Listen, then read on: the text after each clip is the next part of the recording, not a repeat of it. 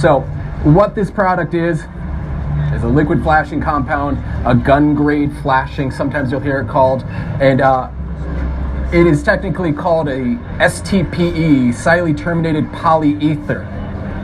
And what that is, or where that was developed, was by Toyota in the 1970s. And what this product was originally used for, and still is used for this to this day, is gluing car chassis together. So your Lamborghinis, your Ferraris, your McLarens, they have these aluminum and titanium chassis. They're glued together with this class of product right here. So if that gives you any sense of the strength and the longevity of this stuff, here you go. I have also talked to adhesive technical chemists that have life cycle analyzed this stuff to 1,500 years. And the only thing that's happened is it has lost some of its color. So you want bomb-proof? This is bomb-proof. So this comes in all sorts of different tubes. It comes in your standard 10-ounce caulking tubes. Also comes in your 20-ounce or your 29-ounce quart tubes that everybody's familiar with, like this right here. This is called a sausage pack. This is my preferred method because I like some of the options that I have with a sausage gun, and it also leaves less waste. At the end of me using this tube right here, there's just a tiny little puck of foil right here that I throw into the garbage. So, some of the options that I have with the sausage gun, these are the standard kind of tips that you can get with a sausage gun. And what you do is you open the tube up, drop the tube in. You have this ring right here. You put the tip through the ring. Push it up so it's just above there right there.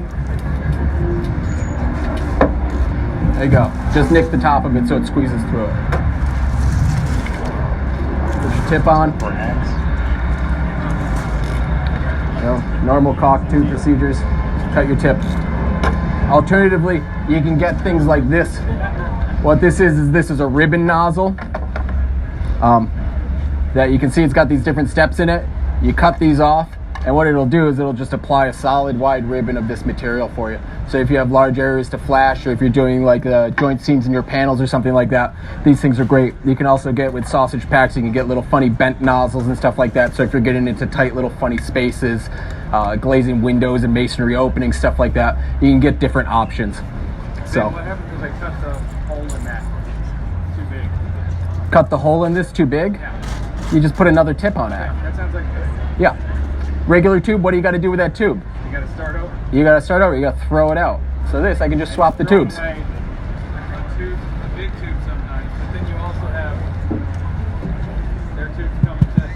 What we do is we'll go through one of these in a day, even if we go through 15 of these. I don't have to recut. I have to pull this off.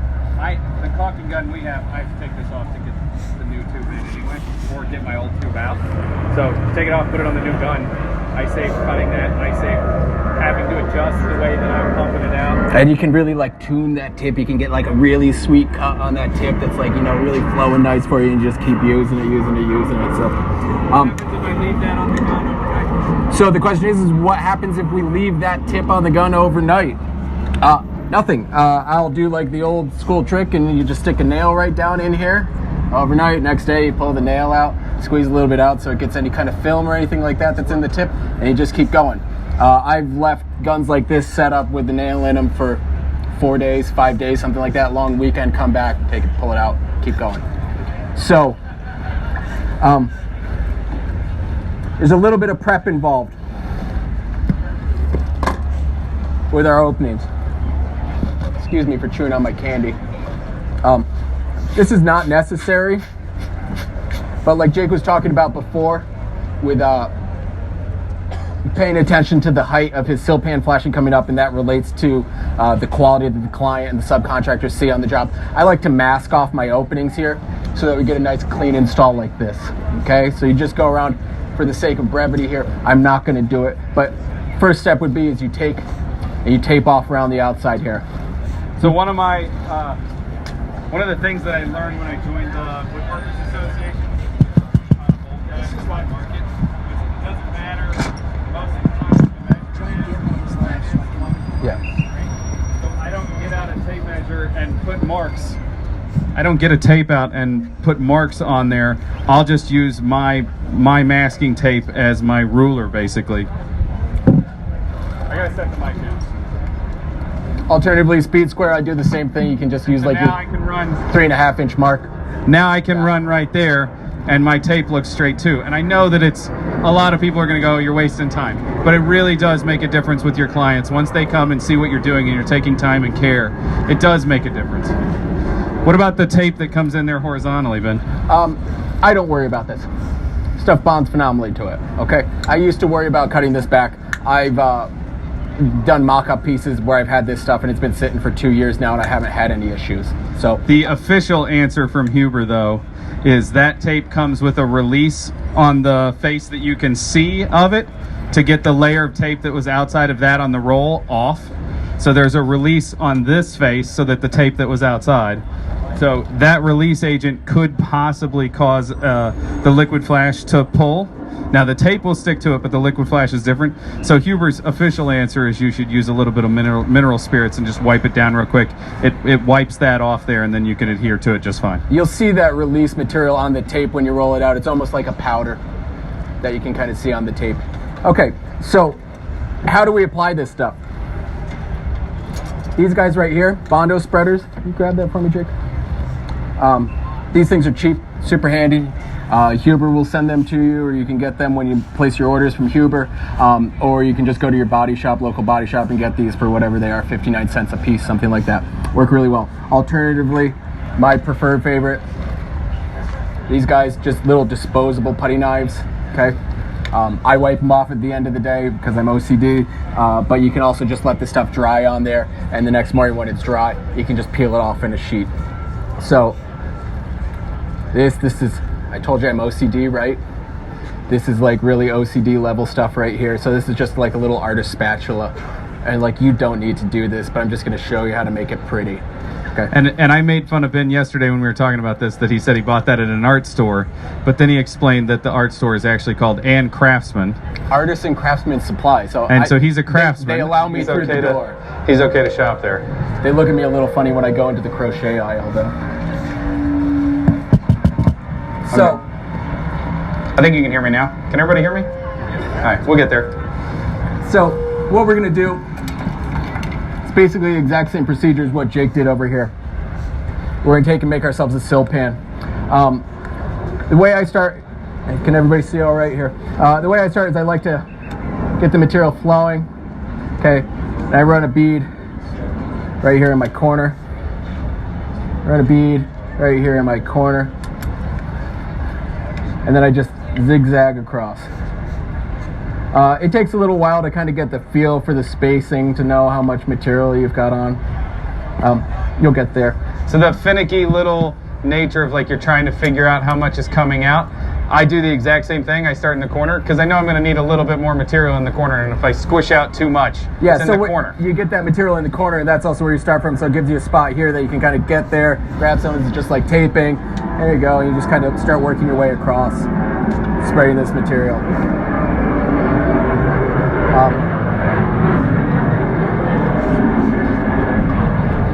One of the complaints that I hear from people is that this stuff is messy. If you take your time and, you know, pay attention to what you're doing, you don't have to get this stuff all over yourself. If you do get it all over yourself, it wipes right up with mineral spirits. So the stuff cleans right off, no problem with mineral spirits. If it's on a hard surface, you can let it dry and peel it off the next morning. And I had a client say, well, what if it gets everywhere? And my thought was, well, we're going to paint your house.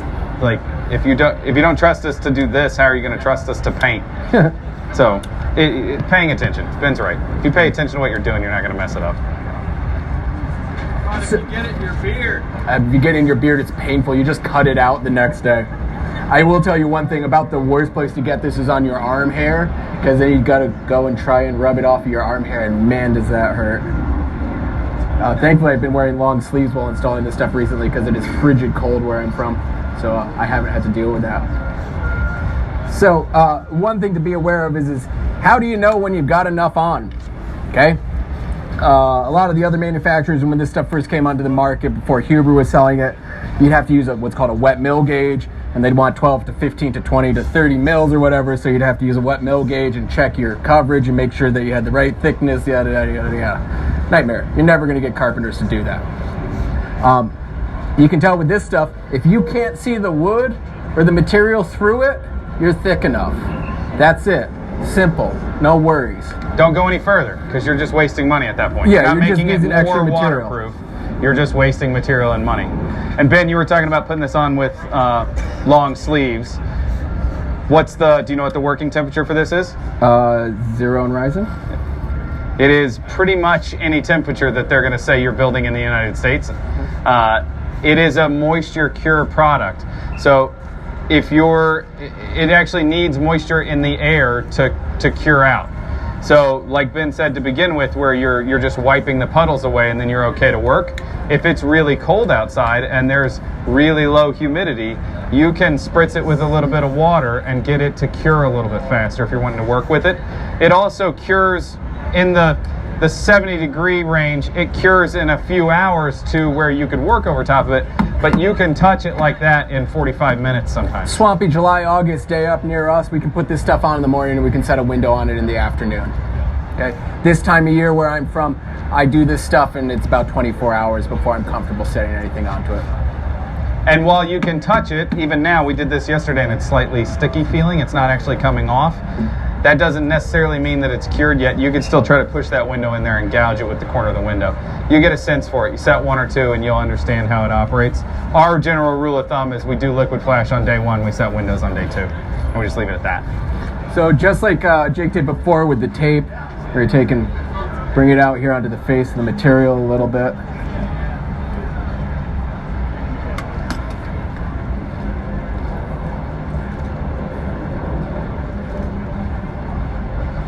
And so you're going all the way into the inside of the rough opening, Ben. Why are you going all the way in when I just taped a little bit in? Why go all the way in with the liquid flash? Because I'm setting a window that's 6 9/16 jam, and I want to be able to make my water and air seal all the way back here where I can actually get at it from the interior. So I want to bring my material all the way to the inside. Alternatively, I could do something called a back dam, where I actually apply a solid piece of material, a rip of plywood or something like that here at the back edge, and I liquid flash up to that. And what that's doing is that's keeping capillary action and gravity and air movement from driving the water into the inside of the building. Nice. So,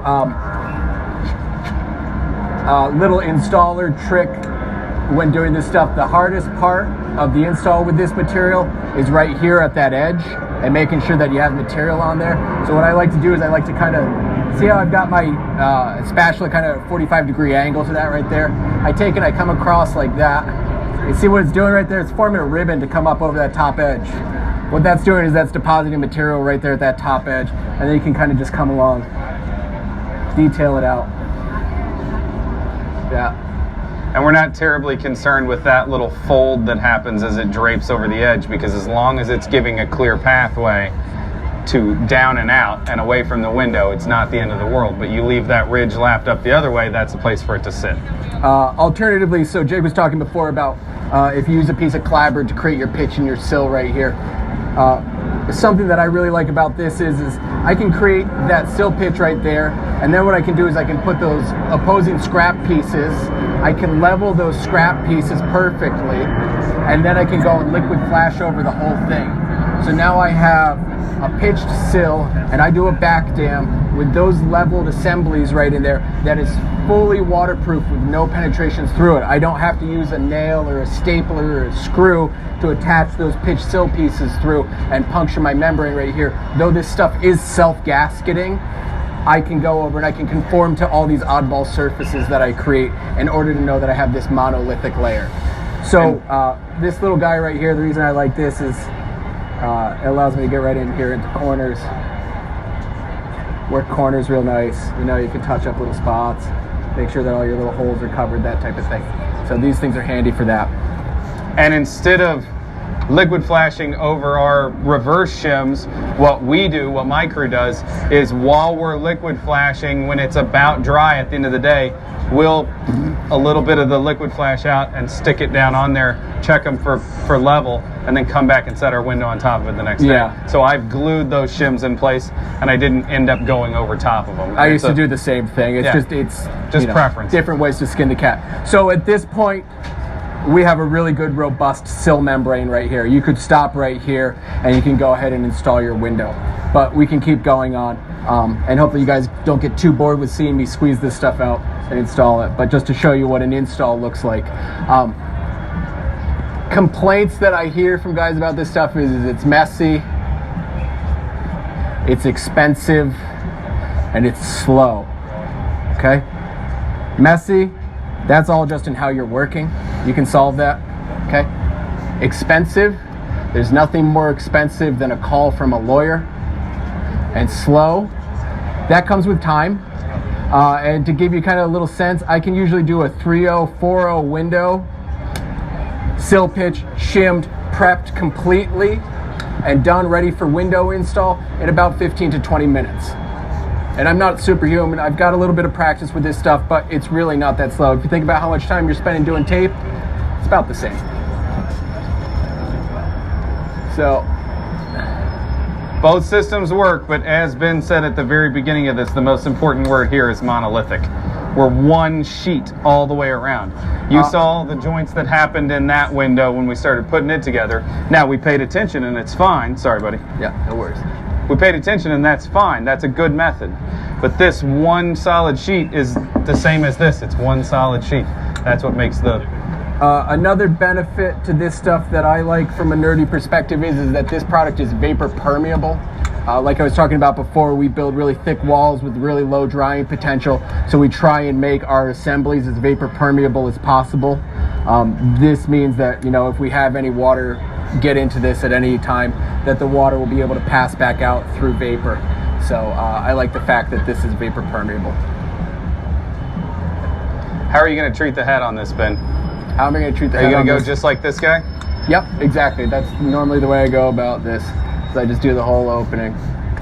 The head is the messy part. So I've just about killed this tube.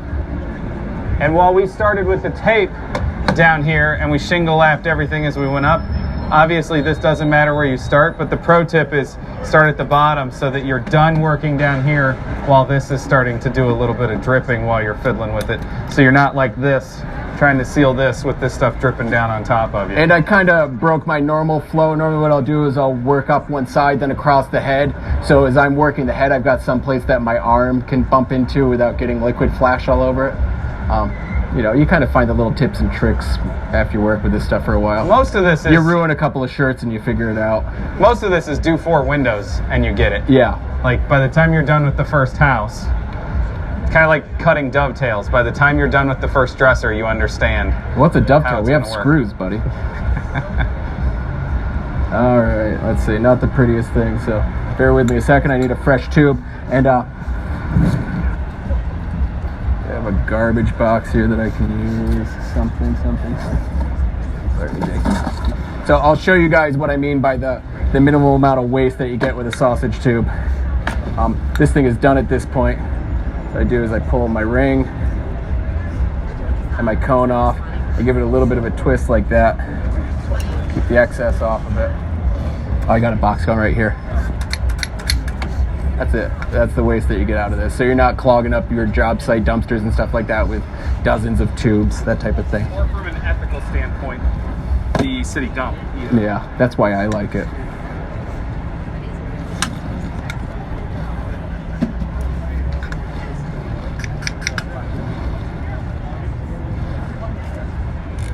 Drop it. Little cut. Little cut.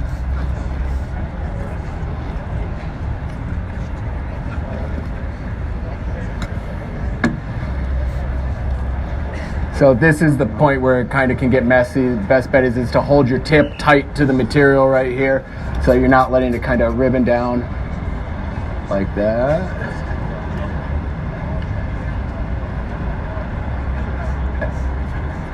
Yeah.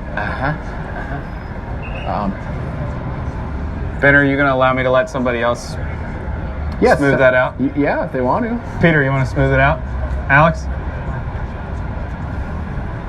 Anybody? You want to get the wanna face sticky with first? it? Sure. We'll get a new spatula too. Yeah. We'll do it out here. Hold on. Get a little run. Let me out hit the on front. that. This one's clean if you want. Break me, would you? Thank you. Sure thing, buddy. Alex, have you used the liquid flash product before? Okay. Oh, so we've got a ringer. We do have a ringer. That was a guess.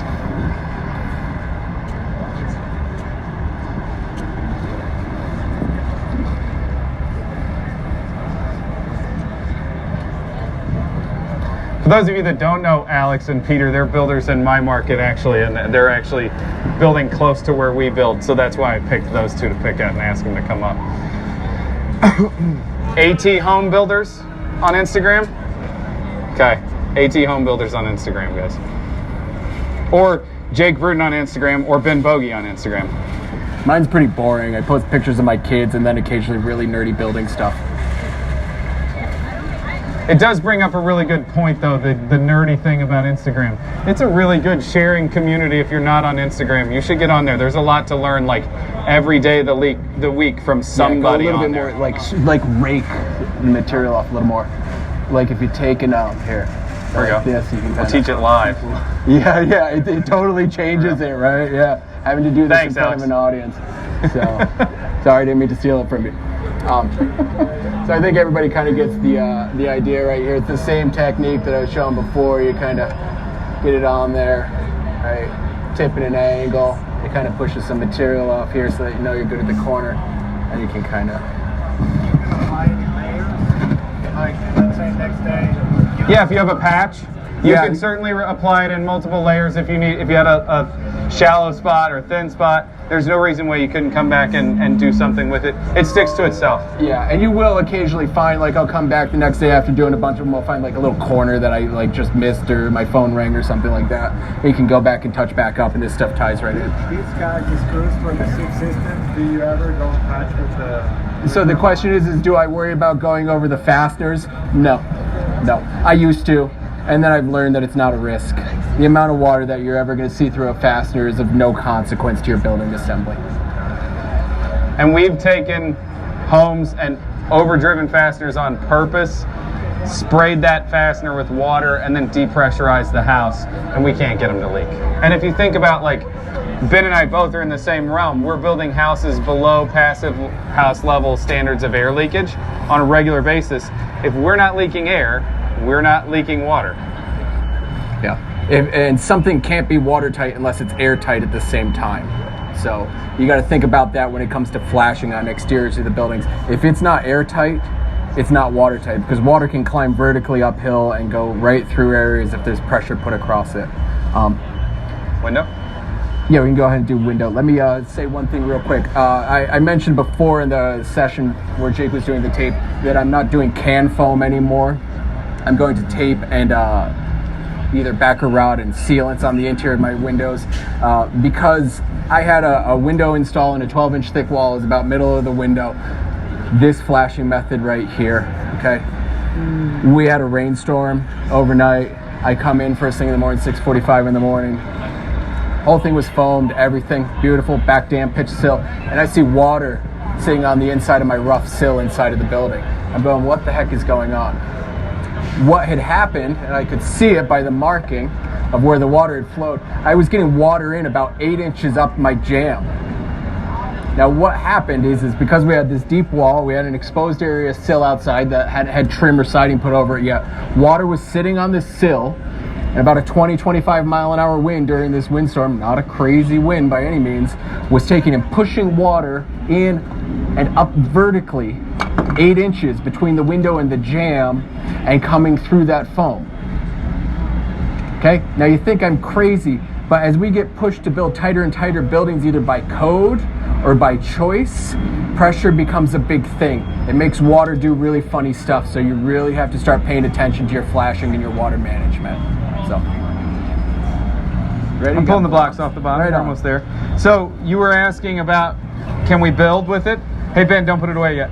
Instead of silicone, if I'm using the liquid flash on my rough openings, I'm going to set this window using that product. I love the idea that I have one manufacturer other than my window manufacturer at that point that's standing behind a warranty. I love that I have one manufacturer that's created a product to work with itself.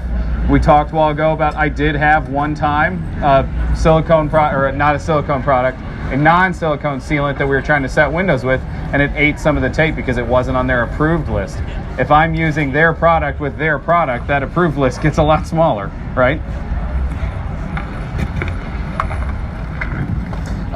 Okay, so at this point, this is the look of what would be approaching for a prepped and flashed and counter flashed window opening ready for a window install.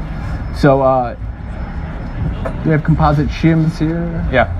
So we'd set our composite shims in if that's the method we're using. We put our pitch pieces of clapboard in here to create a little space. And the purpose of that space right there is we're trying to create a break from capillary action. So like I was telling you about over here, we're trying to give a little space that's going to allow the water to drain out and get out. Because if you just have your window sitting right tight down onto here, it can get trapped in the middle and the grooves of that window. There was a kind of an outbreak a handful of years ago where people were using butyl flashings, unmodified butyl flashings with vinyl clad windows, and that butyl was reacting with the vinyl and actually liquefying the vinyl of the flange. So what I'm getting at is try and use acrylic based products that aren't going to have reactions with anything. Like I said before, our industry is moving forward. Chemistry and research is coming out so much faster than before that we have to try and pay attention to these things. If you have an option, choose acrylics because you're not going to have issues. Same as the last window, I like to temporarily place it, make sure it's centered, make sure it's where I want it. You actually want to wet set this one? Yeah, let's do it. And I will then draw that line, and so I know where my bead is. I have a reference. I'm not just caulking next to the edge here with the hope that I don't get it too far out where I'm going to put my screw gun tip or my hammer or my fingers in it. Feedback? Yes. So I'm going to go just inside that line. It doesn't guarantee that I'm not going to get any of that on me, but it makes the process a little more friendly so that I don't have to worry about that material being covering. I want to take every opportunity I can not to get some super sticky adhesive all over a really nice expensive window. I don't want to have to go back and clean that up or have to deal with, you know, replacement parts or something like that.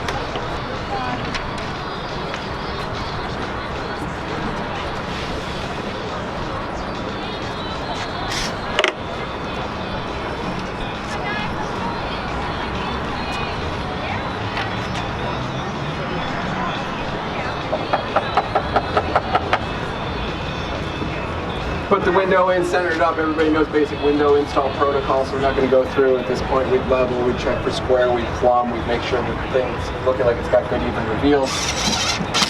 Fasten it home with an approved fastener.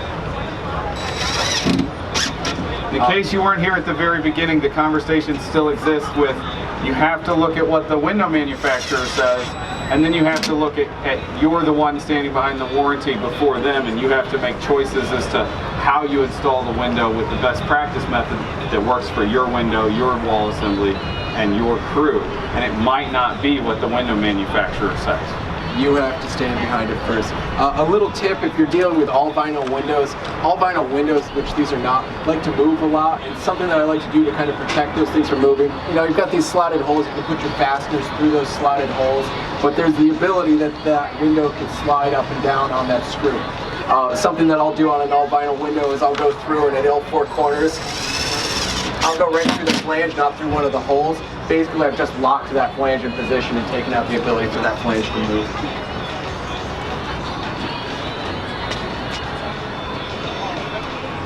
As we did in the tape install window that's over here on my right, we're still going to leave the bottom open, and we're just going to flash with this stuff in one big layer rather than having to have 3 separate pieces of tape to make this connection.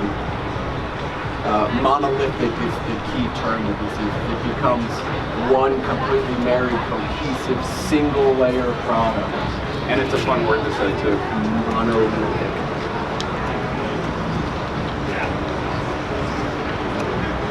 Doesn't start with DW. And the best part about this product, when you start doing something like this, where we did the inside of that opening and that opening, but we haven't ran around the flange yet, so I don't know exactly how much I should be putting on there. I have frame of reference because I've done it before, but if I don't get enough on there, I can come back and just add more. If I don't get enough on there today, I can come back tomorrow and add more. It's gonna stick to itself. It's a simple product to use. Just don't put too much on, because then you're wasting product and money.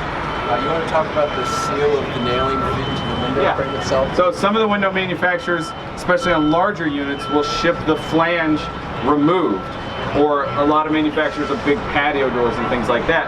And that manufacturer will have an installation method for that, and most likely they're going to ask you to connect that with your WRB to the window. And so we'll take and run a bead of this on the side of the window so that we can tool it into that corner. Now, the point that he's talking about is right here. Okay, a lot of manufacturers will have in their specs, they want you, before you install the flange, to run a bead of silicone in that groove and then knock the flange in. Anybody that's ever done that knows that as soon as you knock that flange in, that silicone shoots out all over the place and puts a mess on everything. So my preferred method is we install the window without any silicone in that little channel. We come back and we run a little bead right here. Because we may have gone through all of the difficulty of flashing that window and taking to the flange, but we now have a point right here, which is a failure point. And I can tell you it's a failure point because I've seen on vinyl-clad windows, those things thermocycle a little bit, and that nailing fin pops right out of that groove on the window, and now we've got a direct hole right in. So what we want to do is we want to make sure that we run a bead of sealant right there at that junction. And I'm masking the window off too when I do that. The other alternative is that you can take, if you want to take the difficulty to do it, you can fold your tape so that it comes up and onto the side of the window flange a little bit right there and seals that joint as well. But all of that tape origami is eliminated with this, and this is a lot easier when you start doing things that aren't just a straight run one direction or the other where you're creating overlaps. This thing can be pushed into places that you're not going to have an easy method with the tape. Does anybody have any questions so far on this? We're almost done. You can ask questions at any point. And I'll say the same thing I did yesterday. Does anybody not believe in what we're talking about, and why? We want to hear it too. Somebody please tell me that buildings need to breathe. Uh-oh. We had that conversation yesterday. Any questions, comments, concerns? How many tubes to do a window? How big's the window? All right, so on average, I'm running through about a tube to do a window like this. Okay, and that's pretty close to fully wrapped. In reality, if I'm doing this entire jam and the exterior, that's maybe a tube and a quarter, something like that. We have a little bit of like slightly unpredictable because some of my guys put it on heavier than I do, and you know, you run into stuff like that. And because we can't just go to the lumberyard and buy this in our market, our yard isn't interested in stocking it yet. My salesman has 100 tubes of this behind his desk that are mine. So you can also get it right off of Amazon. Yeah, you can get it on Amazon too. So it's worth like thinking ahead and problem solving any issues like you ran out ahead of time. Obviously that applies for all parts of building, but that's my solution. Is I just said, hey, we keep 100 tubes of it behind your desk. And actually I talked my Huber rep into just tracking it for me, and if I get low, he's going to get some more. Or if it looks like I'm not using this quick enough, he'll sell it to somebody that knows that they're going to use it right away and get me fresh. Alternatively, the past few weeks I've been using this just to prep sills, 7 inches deep, and I get about 12 linear feet worth of sill at 7 inches deep out of my tubes. So it's kind of like Jake said, it depends on your application method, who's putting it on, how heavy, but you'll get a feel after using it. When in doubt, when you're ordering, order a couple extra tubes. You'll find it's got a year shelf life, and I bet it lasts longer than that. Other things that are great about this product, I love this product for detailing like penetrations, plumbing penetrations, wire penetrations, things like that. You can just take and gun the stuff right around it, tool it in place. You're watertight, you're airtight. I use this a lot in tricky retrofit situations when I'm working in remodels where I'm trying to integrate into existing WRBs and flashings and do the best we possibly can. And you can use that stuff to kind of bridge voids and tie things together. It works really good for that. It's an awesome bomb-proof product. It's great to have on hand for tough situations. Anybody else? Another question? Anyone? Bueller? Cool. Thank you guys. We really appreciate everybody commenting. stop and talk to our Huber reps here and get a little more information from them. Enjoy the show.